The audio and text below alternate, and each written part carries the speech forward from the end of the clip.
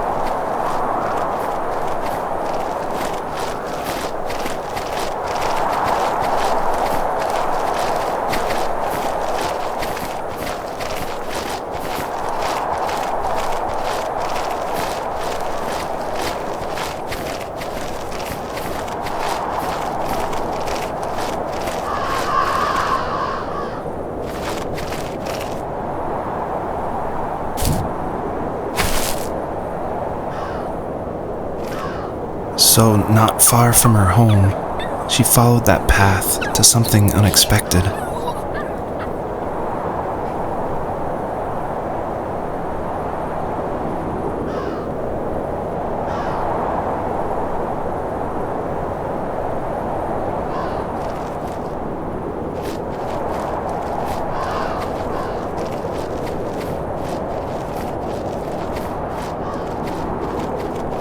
She couldn't stay, though. She had to find her other 2 children. So she took that path. She followed it towards something ancient. Something with answers.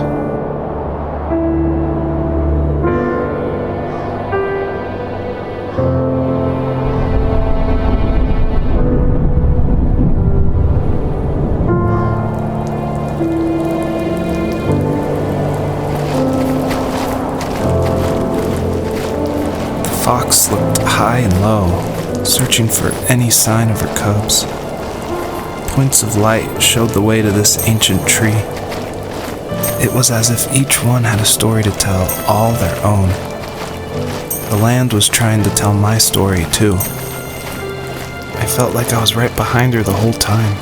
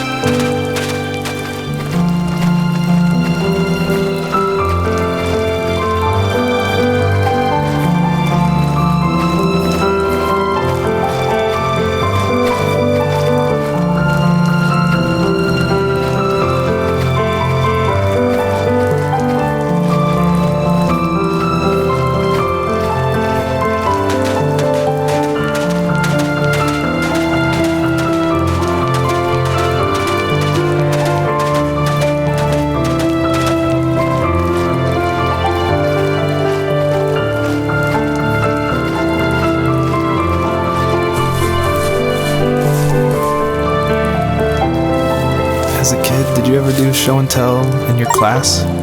Yeah, I think I only did it once, when I was in the 4th grade. You know how my life was around then. I wanted to show my class what helped pass the time and distracted me, so I brought a dozen paper cranes I had made. I think I told everyone how badly I wanted to be a bird and fly, embarrassingly enough. Don't be embarrassed. Every kid wants to fly. For me, it was another toy from my dad, a wooden boat. I remember guarding it so carefully in my hands as I walked into class. When I sat down, a group of boys immediately made fun of it. They asked which trash can I found it in, or why an ugly log was my favorite toy.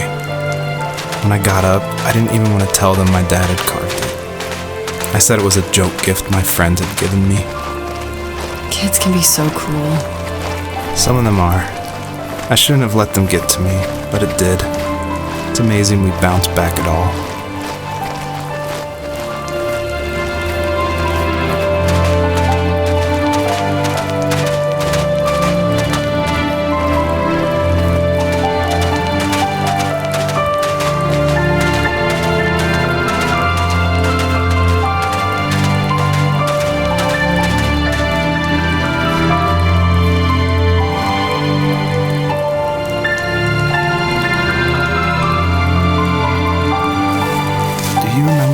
Dad did for a living? Wasn't he like a lumberjack? That's one way of putting it. If wood was a canvas, then a carving knife was his paintbrush.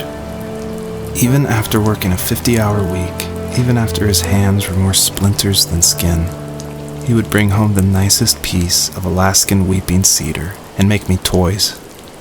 That wooden train was the first toy I can remember, and I loved it. I just knew from a young age I was going to be a lumberjack, like my father.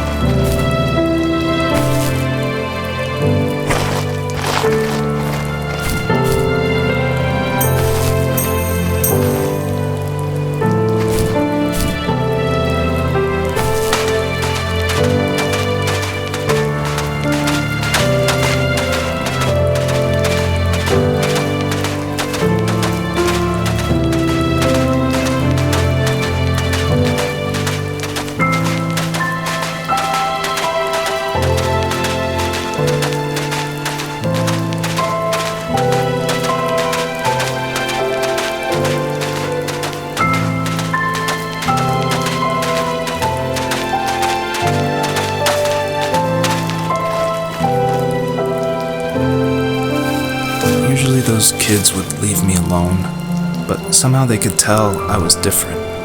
They made fun of how far away I lived. They called my dad a sourdough. I was a blabbermouth as a kid, telling my dad stories I made up for hours. But after that show and tell, I didn't tell him much anymore.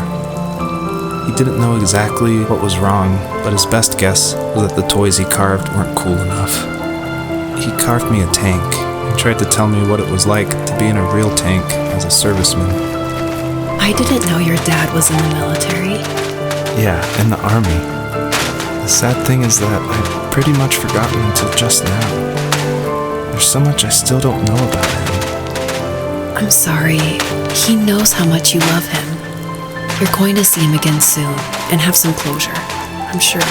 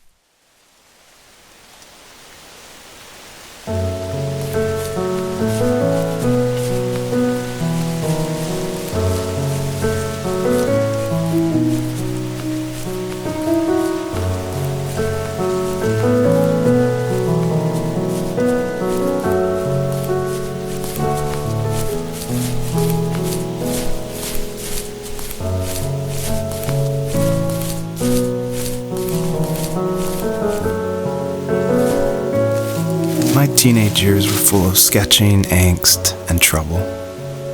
I wasn't popular or unpopular. Maybe just forgettable. I guess that gave me a sense of freedom, so I hung out with crazy kids, doing crazy things, even though I mostly just watched the chaos ensue. We did it all. Put fireworks in mailboxes, hide roadkill in people's garages, break windows of the barber shop in Anchorage.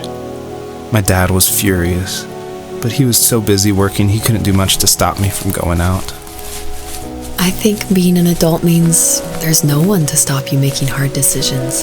He had to make a living, and he couldn't be in two places at once. Yeah, I realize that now. But at the time, I was sure he was more interested in growing his business than what was going on with me.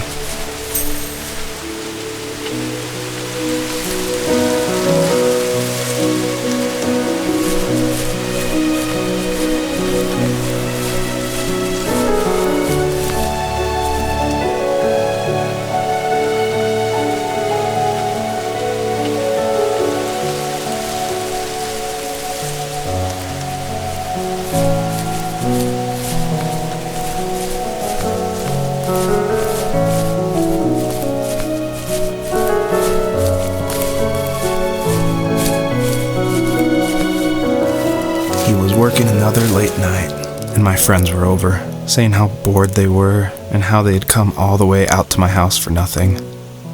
One of them mentioned how that old, ugly beyond belief truck was still in the garage, and how we should take it for a spin. I was only 15, so I kind of fought it for a while. The next thing I knew, we were careening around the mountain path, rocks spitting onto the sides of the cliff, while my dad's cringeworthy bluegrass blared out the speakers. I drove while my friends were in the back of that yellow and purple truck, throwing beer bottles and trash at anything remotely interesting. Felt like I was soaring in the air with borrowed wings. But all good things have endings. A cop outside of Eagle River pulled us over after he saw us in a bottle rocket into someone's yard. What followed was a long night of talking to disappointed adults and feeling smaller than ever.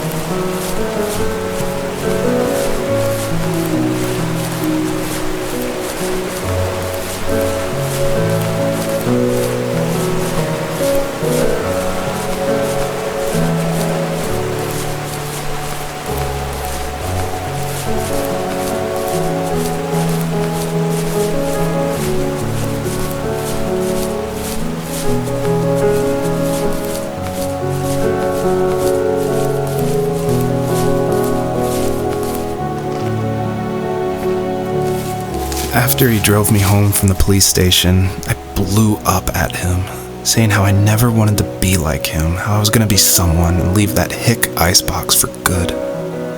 He just looked forward at the road with tired eyes. I took out that bluegrass tape from the cassette deck and chucked it out the window. In my sage teenage wisdom, I thought I proved the ultimate point.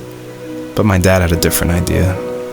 He slammed the brakes, slowly bowed his head while gripping the steering wheel, and finally looked at me. All he said, like it was a polite request, was, "Make this right." I sat there in silence, fuming, but I eventually got out and combed every square inch of the woods, muttering profanity after profanity. I found it 30 minutes later, near a small waterfall off the road. I went back to the truck, put the wet tape back in, and sure enough, it worked. We didn't speak another word to each other the rest of the night. Wow, I knew you were a crazy teenager, but... It's hard to believe, isn't it? It surprises me too. It's like I didn't really know who that kid was back then. I bet my dad thought the same thing over and over.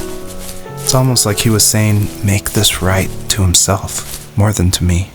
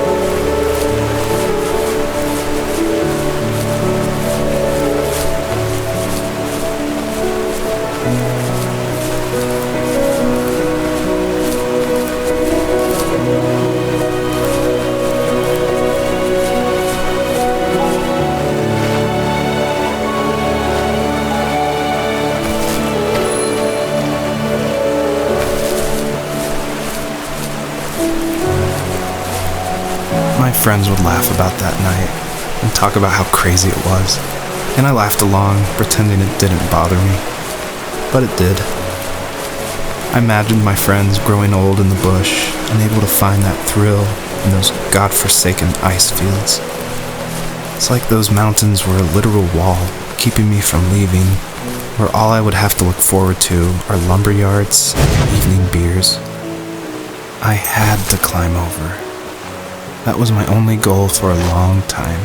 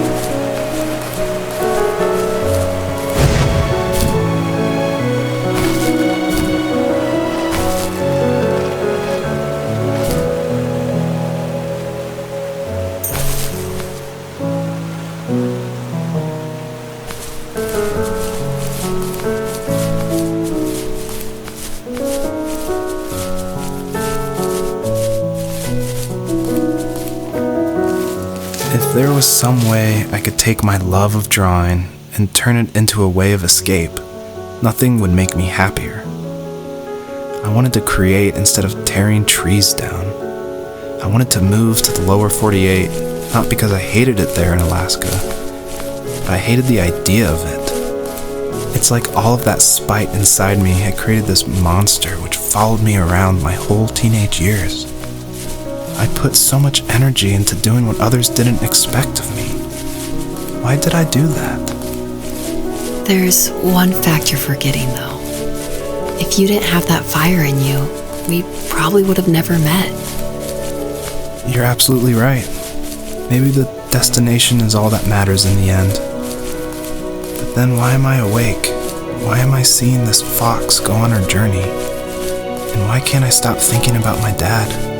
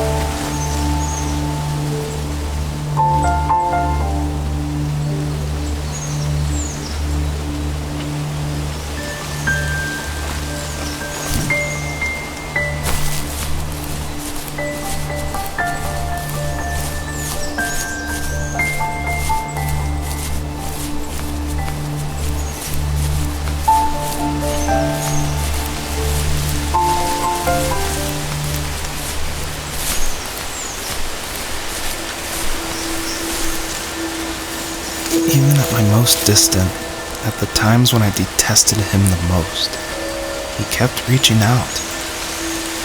For a year straight, he asked me every week when we were going camping. I thought he was just dense. Eventually, to shut him up, I agreed. We carried out the worn lawn chairs from the garage and set up a cinder block campfire at the site we'd always used behind the house. We walked down the mountain path, talking in the warm sunshine we only got a couple months of the year. Those 3 obsidian rocks shimmered alongside the shore, almost like sparklers pressed against a dark window. I'll never forget that wet stone on my feet, or how those massive mountains looked even bigger in the lake's reflection. I felt small, but grateful. As the sun set, my dad found something I hadn't seen for a long time. The tree where I'd made my first carving when I was 6. I hadn't even carved it. My dad had helped me, but I still called it my tree. Something about seeing my name there made me open up, and we talked about everything that night in that old camouflage tent. I told him how much I loved sketching and design, and how it would be a dream to study architecture in Seattle. I told him how I didn't get along with my friends much anymore, but that I didn't mind being alone. He told me he was there for me, and he joked that if all he had to do was write my name on a tree to finally get me to talk, he would have left me carved logs with novels on them in front of my room every morning. I don't know why it took me that long to realize it, but it was then I knew how much he had sacrificed for me.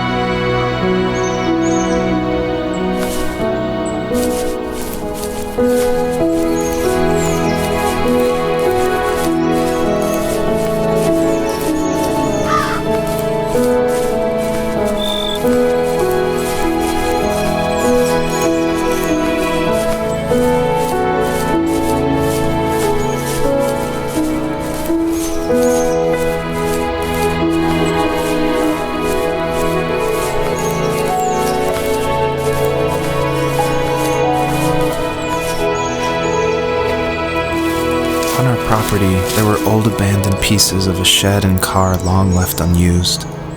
I used to ask him all the time who those people were that left all this junk, and I'm sure he got so tired of hearing it that he made up some elaborate stories how a brown bear ate them and haunted the woods afterwards.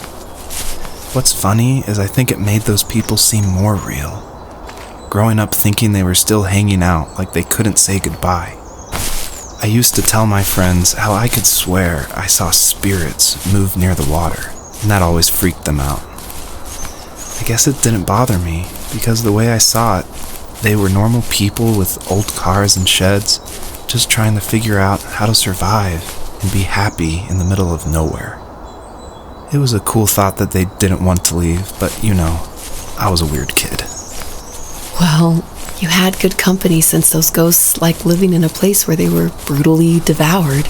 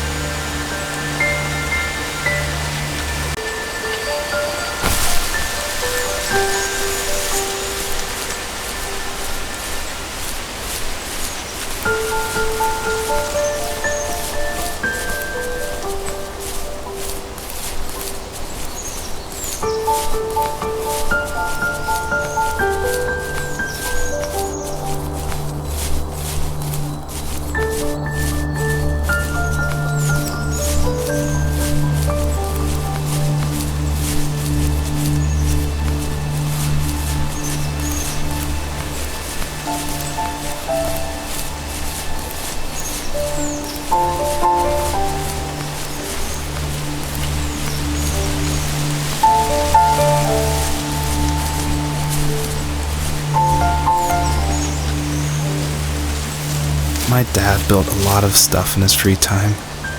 If he wasn't watching fly fishing or reading Tom Clancy novels, he was carving something. He made tons of birdhouses. Not that he was into bird watching, but I think he really missed working and adding on to the home. If he couldn't afford the time to build onto our own house, he would have to settle with watching birds move into their little homes. We kept an old mattress in the bed of that ugly yellow truck, so we would drive it deep into the woods and then watch the birds fly into their houses while the sun set. Usually it was accompanied by venison jerky or a cold Coke, but not a lot of talking, which is how we both liked it.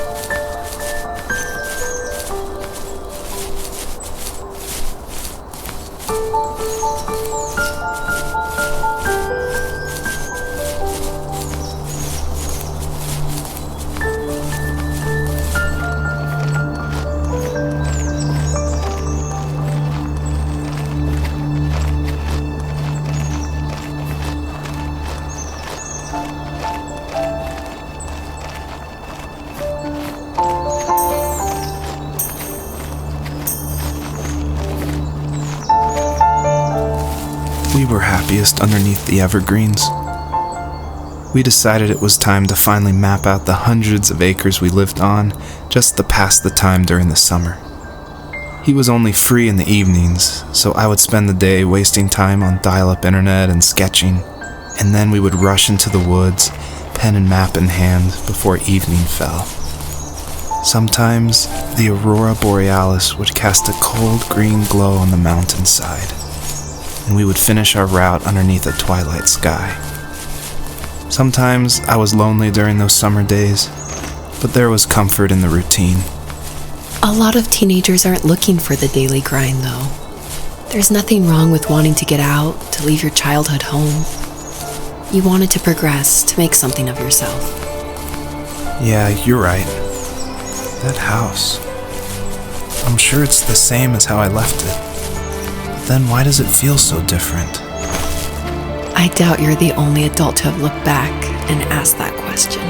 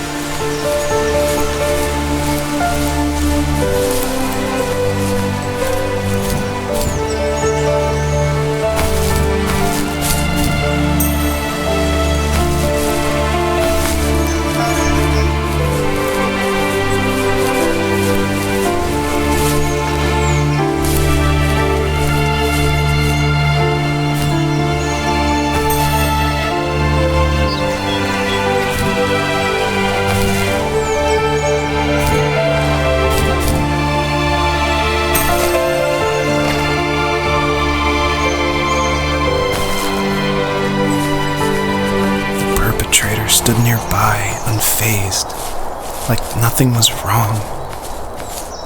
My dad is dead, and he's never coming back, Rachel. I can tell you these stories, but I can never reminisce with him again. He can never hold a grandchild that we'll probably never be able to have. I can never talk to him again, and I'll never be able to say I'm sorry for everything.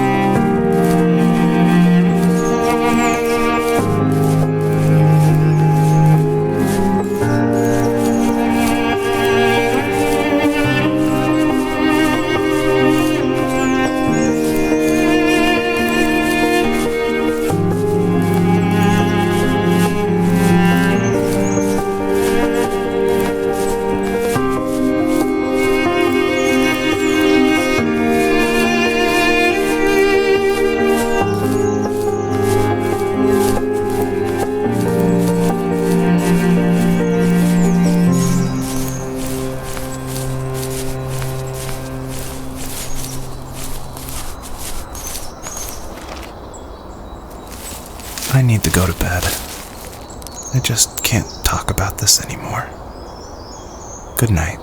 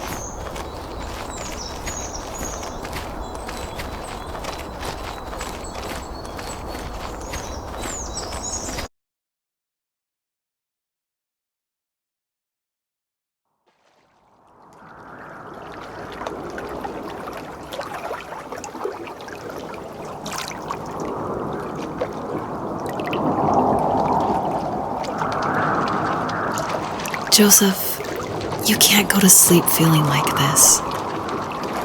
I'm sorry for everything, and I know you need space, but I'm here for you. You don't need to feel so lost. Joseph, have I ever told you what my mother was like?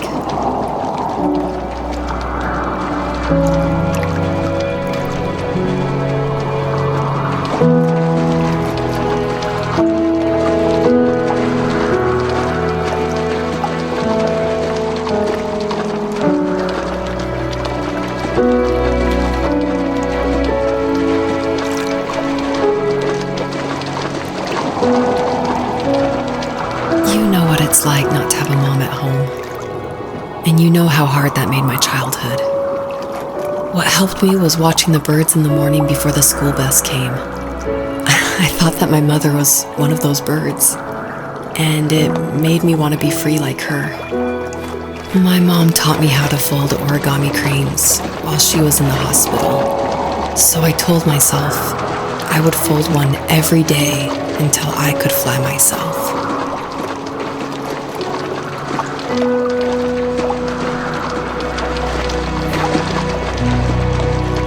I think we both have always loved animals, and for me that love started with a dog. Sometimes this Rottweiler would come up to our property line and wait at the fence for me, but only once in a while. I was sure to check every day immediately after school, and it usually ended in disappointment. I would even steal money from my passed-out dad just so I could buy these off-brand dog biscuits. Even when she did stop by, she never went beyond the fence. Why was she so scared? I think my dad was the opposite of your dad in almost every way, except he was in the military as well. He coped with alcohol of every kind. The trailer started falling apart, he got angry, and I withdrew. More and more I became the weird, quiet kid who made lots of origami birds and carried dog biscuits around. I think we were pretty similar when it came to being the weird kids. And that same sincerity in college was one of the reasons I was so drawn to you. Life got worse and worse, and at one point, I really didn't think I could survive another day with my soul still intact. I had no real friends, let alone neighbors, since we lived in the middle of nowhere. I should have talked to my teacher, but I was scared what he would do if he found out. As I waited for the school bus one morning, I walked around until I found something in an abandoned shed. Something I can't put into words. I summoned courage I didn't know I had, and I broke into my dad's room and found the key to the shed where he had locked my bike. I'll never forget that feeling, of the wind rushing by my ears as the sun rose over fields of wheat. I was flying for the first time. I biked as far as my legs could take me until I found a house that felt friendly, and that felt like home. Those strangers helped me in so many ways. And if it wasn't for them, I wouldn't have found my foster family. And if it wasn't for my parents, I wouldn't have met you. You have strength, Joseph, and you're not as alone as you think. It's all just so pointless, just waiting for life to happen. It's like having the home I always wanted is cursed out of my reach. The thought of being a parent myself, how could I do that when I couldn't even be a good son? I'm sorry, I know what you're saying. I just don't know how things will work out. These quiet hours will turn into years. We'll wonder which roads passed us by. Then we'll forge a new road together. Besides, I discovered for myself that one fateful morning where any hopeful road leads to. There may be thorns and mist, but it always leads to the same thing. And what's that? Family. I'm so glad that you're part of my family, Rachel. And I'm glad you're part of mine.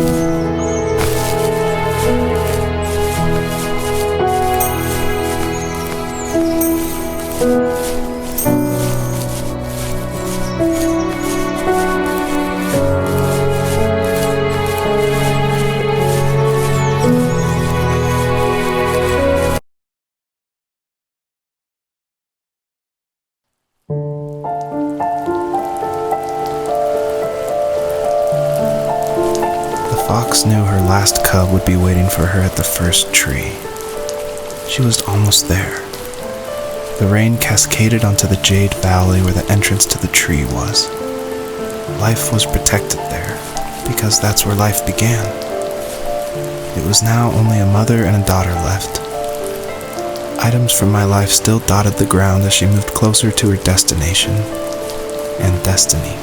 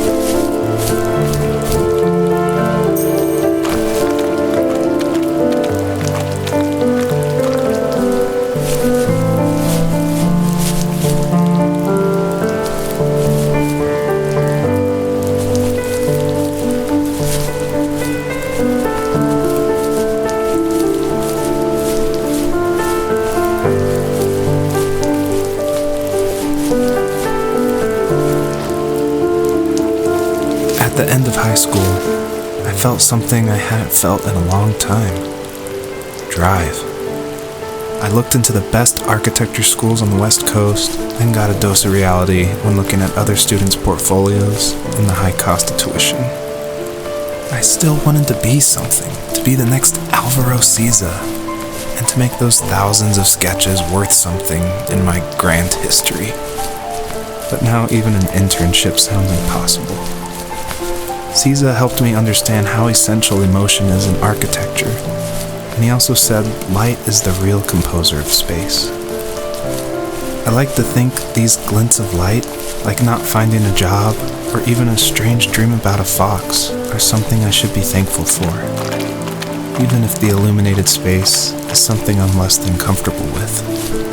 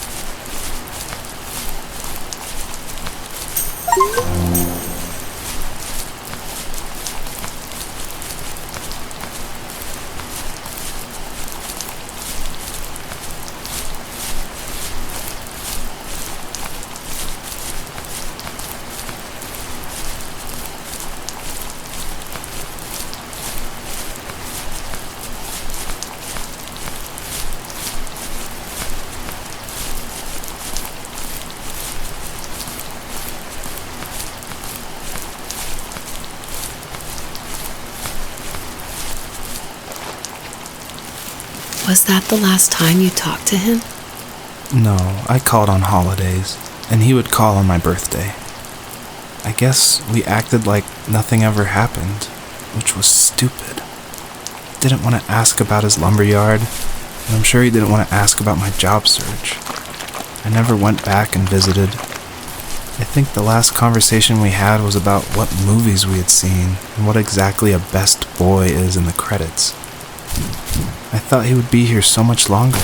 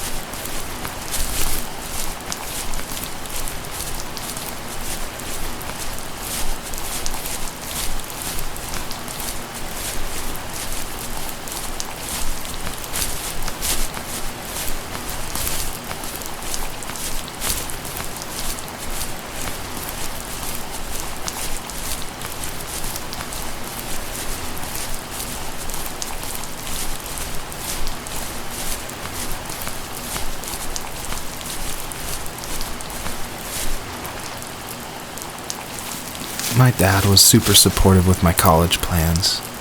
To a point. Things were okay until this terrible accident happened. I guess a forklift flipped over due to a bad axle, and it crushed one of the workers there. My dad didn't eat for days, even though he wasn't directly involved. It devastated him. Not only did it hurt the business, but it just freaked him out. He would talk in his sleep, muttering things about firing people and saying sorry. One fateful day he approached me, said that since my school search wasn't going well, I should finally be a man and take over the family business. He said one day he was going to die, and that all of his work, sacrifice, and even that man's life would be wasted in vain. I just lost it. Teenage me just exploded at the thought. I screwed up. I said things I shouldn't have. He was having a crisis, and I pretty much spit in his face.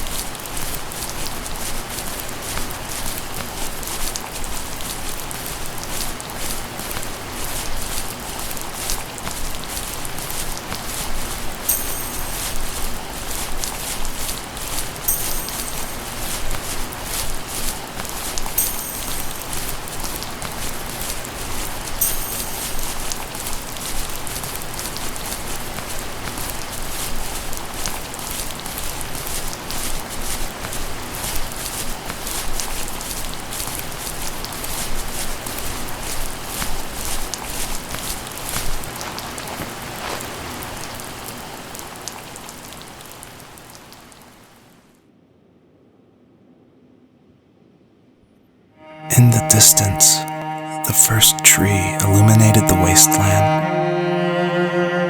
She couldn't go home anymore. She did the only thing she was capable of: moving forward. My dad died alone in the middle of the wilderness. I should have been talking to him more. I should have done a lot of things differently. If the first tree on earth brought life with it, if it taught the birds to sing and fly and showed saplings how to grow, what could it do for us?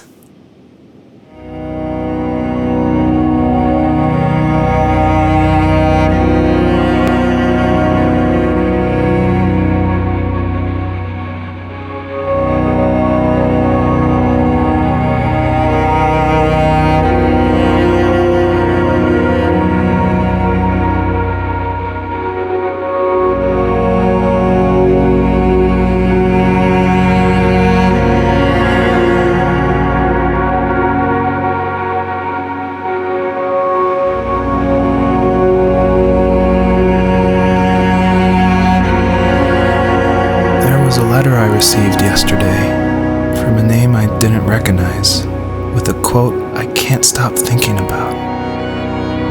Death is not the opposite of life, but a part of it. More and more, I'm realizing one important truth. Each of us have our own journey to the first tree. But sometimes I'm not sure I'm ready to take that first step. You already have my love.